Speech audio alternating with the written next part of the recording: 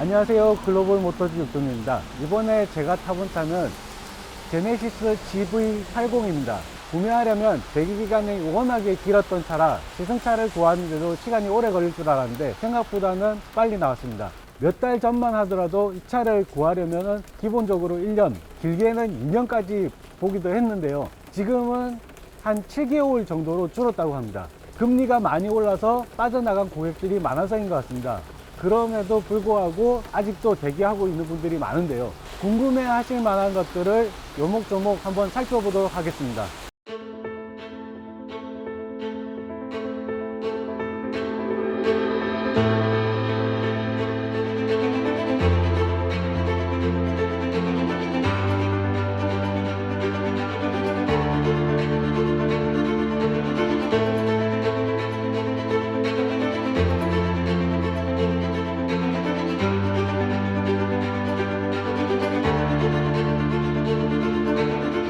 자, 일단 실내에 들어왔는데요. 크게 달라진 점이 없습니다. 이전 모델과 마찬가지로 5인승과 6인승 그리고 7인승 레이아웃 구조로 선택할 수 있습니다.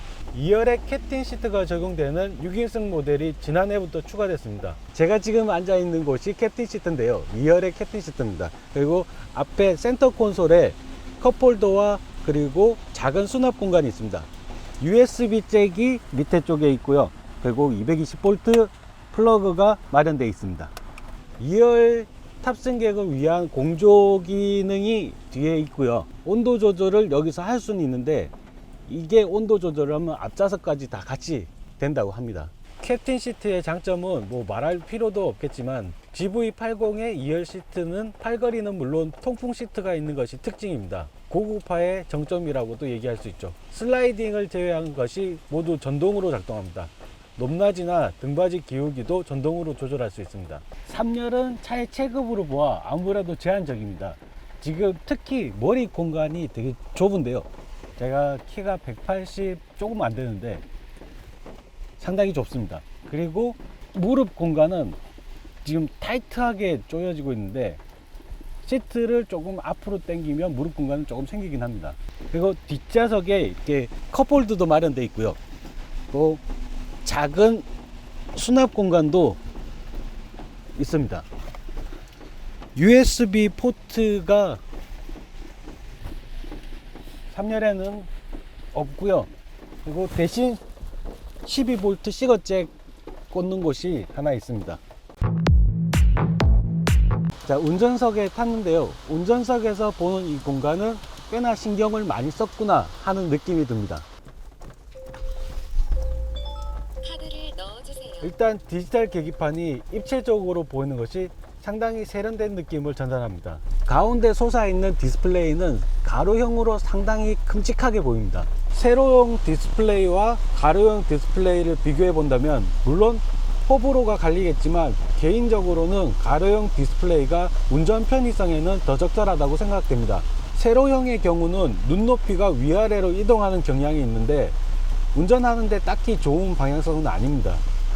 GV80의 경우는 디스플레이가 살짝 대시보드 위로 올라와 있는데 시선 이동에는 좀 더 용이한 편입니다.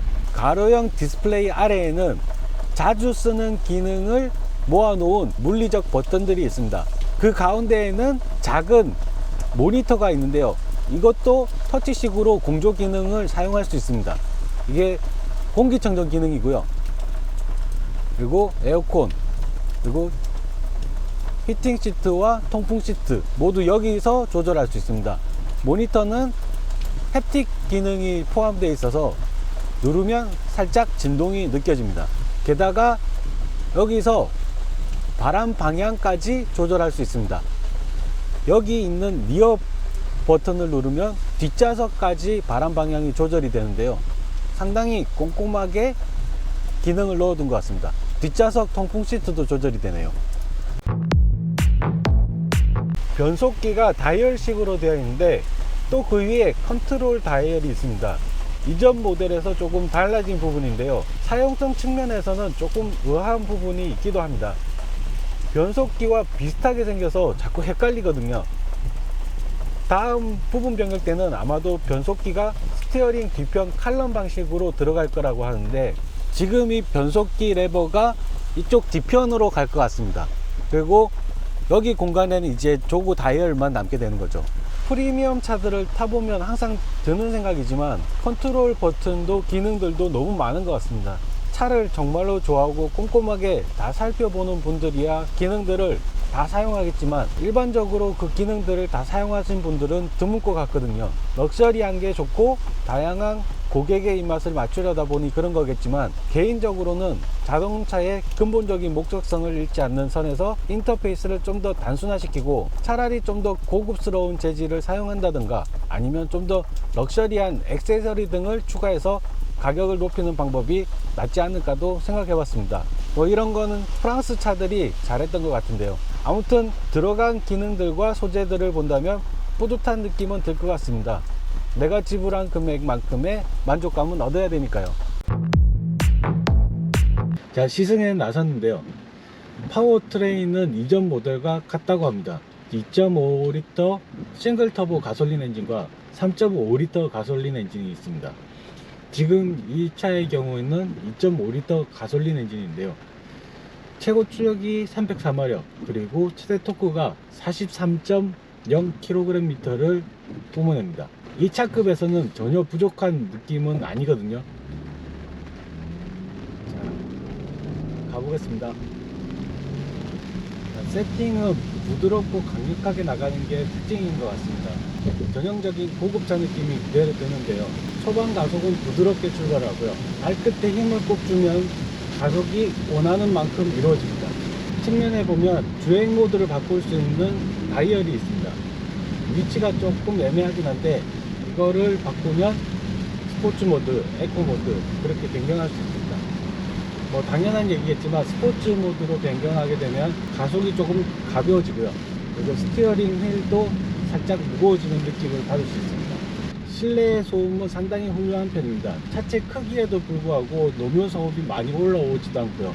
그리고 이중 접합 유리로 되어 있다는데 통조림도 많이 잡은 편입니다. 게다가 엔진음도 크게 실내로 들어오지 않는데요. 종합해 보면 실내에서 크게 소음 부분을 신경 쓰지 않아도 된다는 말인 것 같습니다. 다만 시트 포지션이 살짝 높은데요. 전형적인 SUV 타입인 것 같습니다. 그래서 코너링을 돌 때 몸이 조금 쏠린다는 느낌을 받을 수 있습니다. 뭐 어쩔 수 없는 부분이 SUV라서요.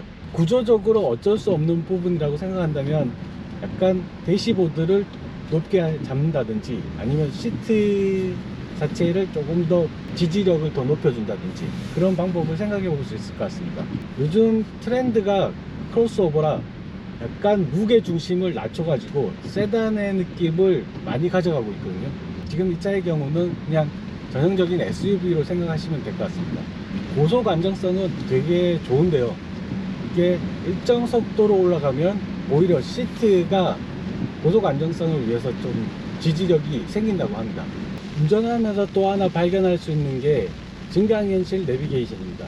지금 메인 디스플레이에서 앞 전방 상황을 보여주면서 그 상황 위에 길 안내가 나오거든요.